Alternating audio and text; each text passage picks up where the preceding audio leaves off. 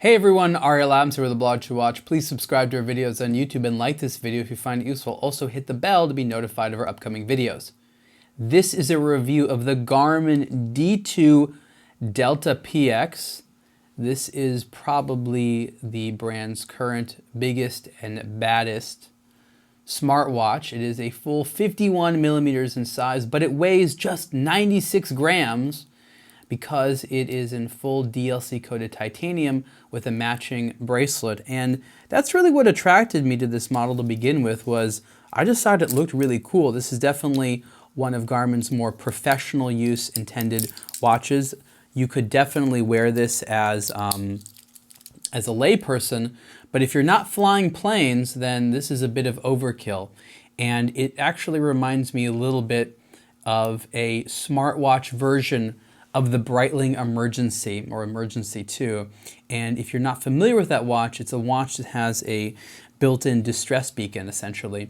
And it's for people that would need something like that. A lot of people wear it that are never going to be in a situation where they require a stress beacon, but they like it. So this is that type of watch. You might not be flying a plane, but you want to have the features on your wrist. So if you just want to have smartwatch features, this basically has it all. Garmin's operating system has the sports functions, notification functions. They have Garmin Pay, they have music. They have pretty much all the stuff that you would assume to find in a modern smartwatch, or sporty smartwatch.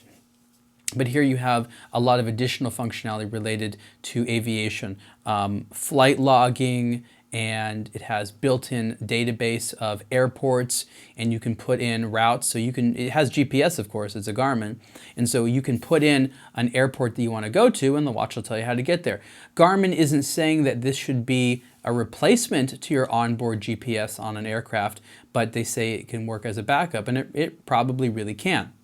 One of the things which is interesting about this is that if you have Garmin avionics on board, the Garmin D2 Delta PX can connect to it, and not all Garmin watches can do that. You have to have sort of the right software. And again, there's a lot of built-in maps and other types of GPS functionality in there. It also has a heart rate monitor on the back. So not a lot of watches like these have traditionally had heart rate monitors, and there it is on the back. And that also allows you to measure your blood oxygen saturation level, which doesn't actually have too much utility when you are flying a plane, but Garmin does say that it might be interesting to monitor your blood oxygen saturation level as you go up in altitude to see how, because of course that changes it. But for the most part, if you're doing sporting activities and things like that, between flights, as they say, then the various types of activity tracking, sports, and of course the heart rate monitor is going to make sense. The D2 Delta PX is the largest watch of this type in the Garmin range. There are smaller versions of it, but those versions do not come in this style on the matching titanium bracelet and with this particular look. So if you want the D2 Delta PX like this, with the DLC coated titanium case, bracelet, and sapphire crystal, you got to go full 51 millimeters wide. And again, it's wearable. I haven't sized this strap yet, so you can see that it's a little bit loose on me. But assuming it was a little bit tighter, I could wear this. It wears like a big G-Shock, for example, and it is a cool, chunky case for sure. And again, the lightness and the fact that it has high durability because of the DLC coating or the titanium and the sapphire crystal are very high selling points. Of course, anyone who's familiar with Garmin's modern smartwatches knows about the Garmin Mark collection, and they might be asking, this is around the same price as a lot of the Mark models that has similar software. Why this or the Mark? Well, I wouldn't say this is better or worse than a Mark. It's definitely not worse, or it's definitely not better. It's a slightly different flavor. The Mark has probably a couple of more high-end accoutrements to the case design. This is more of a professional use item. And Garmin right now has probably more smartwatches being produced than any other major company I know of. So a lot of the sort of seeming redundancy in their products is related to the fact that they are trying to make for a variety of different watches for a variety of different purposes. So this just means that they don't have a Mark watch, even though there is an aviation version of the Mark watch that does exactly this, and that's probably true. So it's a little bit challenging to choose the correct Garmin smartwatch product at this time if you don't fall into one of the sort of specific core categories.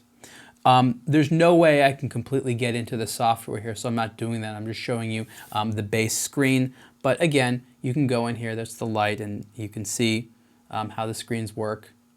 There we go, there's the heart rate. It's starting to measure.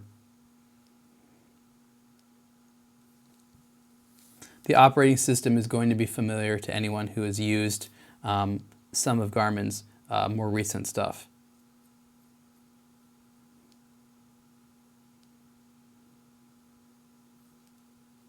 I'm just going through here and showing you how some of the menus look. It's relatively easy once you sort of get the hang of it, but for sure, it's definitely the type of watch that requires a little bit of a learning curve when it comes to understanding everything it does. So here you go, you can just see the mapping function right there. I'm indoors right now, so it's not going to tell very well. But I actually have to say that out of all the GPS-based smartwatches I've worn, Garmin ones, probably not too surprisingly, perform the best. And you see my default icon there is a plane because it assumes I'm flying.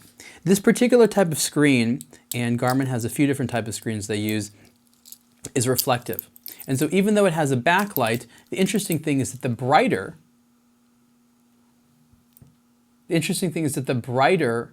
the space you are in, the more you'll be able to see the screen because it's reflective. So I'm actually having a light right there you can see. So imagine you're in sunlight and there's a lot of bright light right there on the screen. Rather than it drowning out the screen, it's going to actually amplify your ability to see the screen. So let's go back to the main screen here. There we go. And you can see how in the light, I think the backlight is on right now, but you can see how in the light it actually reflects quite well. So I would say legibility is quite good. And Garmin also boasts a fair amount of battery life. In here they say that it has 20 full days of watch mode, which means it doesn't have GPS on. If you have GPS on continuous tracking, I think you get about 18 hours of battery life, which isn't bad, and that includes using all the features. Charging it, rather than having a clip, which I actually prefer, there is a little sort of plug that switches in right here, and the clip is sort of a tooth-style clip that goes on some of the other Garmin smartwatches I've had. This one has a little plug that can come out a little bit easier, but isn't that big of a deal. So again, this is the Garmin D2 Delta PX. This is a dedicated pilot's smartwatch. This is probably a watch that can do a variety of things that I clearly don't know how to use because I am not a pilot, but I do understand the features it has, and as a backup instrument for any professional pilot or one that wants to connect with their onboard Garmin avionics, or one that simply wants to have a smartwatch that allows them to do pilot stuff and also a lot of other smartwatch things, the D2 Delta PX is a good choice. But in a lot of ways, so are many other Garmin products. Retail price is $1,249 as configured, and you can see the full review on aBlogtoWatch. Thanks.